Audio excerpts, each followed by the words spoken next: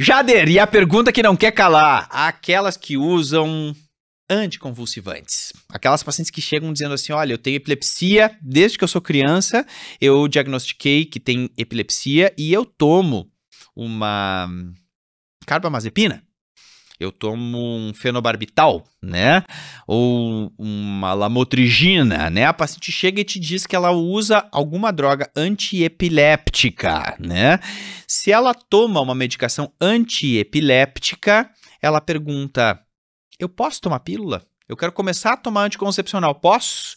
Existe interação medicamentosa entre anticoncepcionais e antiepilépticos? Existe, gente. A resposta é sim, existe. Olha só, presta bem atenção para não perder mais esse tipo de informação. Quando a gente fala sobre as drogas antiepilépticas, né, os fármacos antiepilépticos, a gente tem uma grande classe farmacológica que é dos indutores fortes da CYP3A4. Quem são os indutores fortes da CYP3A4? São a carbamazepina, a oxcarbamazepina, entra aí, né, a fenitoína, o fenobarbital, entra aí o topiramato e entra a primidona. Essas medicações, elas usam a CYP3A4, que é uma enzima que faz parte daquele complexo enzimático citocromo P450, né, que tem no fígado.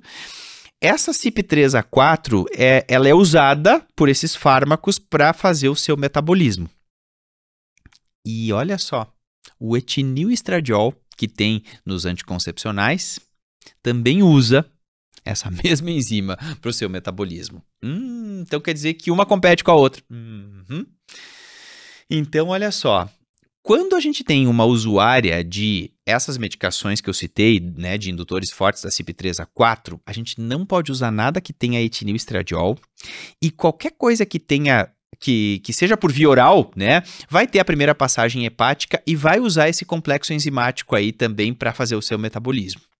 Então tem uma regra que é bem fácil de memorizar, que é assim, ó, se for uma usuária de uma medicação, um fármaco, né, da classe dos indutores fortes da CYP3A4, ela não pode usar nada por via oral e nada que contenha etinilestradiol.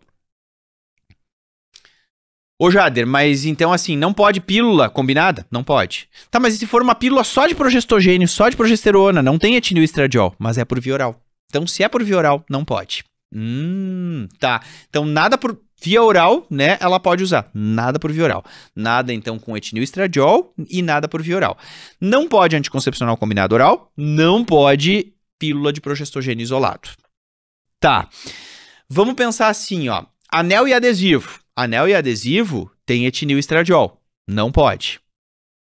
Tá. Se for um implante, implante não é por via oral e não tem etinilestradiol, porque é só progesterona, é só o etonogestrel. Pode. Implante pode. E se for injetável trimestral? Pode, porque ele não tem estrogênio, não tem o etinilestradiol, né? E também não é por via oral. Pode. Ô Jader, mas e se for um injetável mensal? Olha só a especificidade disso aqui. Os injetáveis mensais, eles são combinados. Eles são estrogênio mais progesterona. Mas o tipo de estrogênio que tem, né, nos injetáveis mensais, ele é o valerato de estradiol. Tem alguns com valerato e tem outros com enantato de estradiol. Não é o etinil. E o vilão da história é o etinil. Então, assim, tu pode prescrever, sem problema nenhum, injetável mensal. Para paciente que usa, então, aí um indutor forte da CYP3A4, ela pode usar combinado desde que seja o injetável mensal, porque o injetável mensal, ele contém, então, um tipo de estrogênio que é valerato, enantato, não é o etinil. O problema que tem a interação farmacológica é com o etinil. Então, essas pacientes podem injetável mensal, essas pacientes podem injetável trimestral e elas podem o implante. Além dos DIUs, né? DIU de cobre e DIU com levonorgestrel. Fechou? Mas tem um tipo de anticonvulsivante que tem sido muito prescrito, né, cada vez mais, que é a lamotrigina. A lamotrigina, na verdade, ela é uma medicação que não faz parte da classe da CYP3A4. A lamotrigina, ela tem um problema, é que ela, na verdade, usa a mesma enzima do estrogênio. Então, ela vai competir com qualquer método que contém estrogênio. Então, a regra da lamotrigina é nada com estrogênio. Qualquer método que seja com estrogênio está contraindicado em quem usa a lamotrigina. Simples assim. Tá, então quer dizer que anticoncepcional combinado oral? Não pode. Não pode. Injetável mensal também não pode. Ah, mas não é o etinil. Não, agora não estou falando do etinil, agora estou falando de qualquer estrogênio. Então não pode injetável mensal. Fechou? Tá, mas se for trimestral? Trimestral pode porque não tem estrogênio. Implante? Pode, porque não tem estrogênio. Pílula de progestogênio isolado? Pode, porque não tem estrogênio. Anel e adesivo? Anel e adesivo tem estrogênio. Então, anel vaginal e adesivo transdérmico não pode, porque tem estrogênio. Certo? Então, regra dos indutores fortes da CYP3A4, nada com etinil e estradiol e nada por via oral. Regra da lamotrigina, nada com estrogênio. E tem um outro fármaco que é amplamente usado, né? Que é o ácido valproico. Às vezes a paciente chega lá e diz, não, eu uso, tenho epilepsia e tomo ácido valproico. O ácido valproico é o queridíssimo aí dos ginecologistas, né?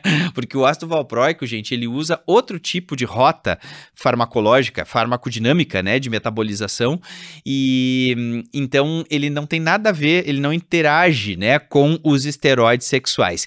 Então a gente pode prescrever qualquer método para a usuária de ácido valproico. É o que eu sempre digo, quando elas chegam e dizem assim, ó, eu uso ácido valproico.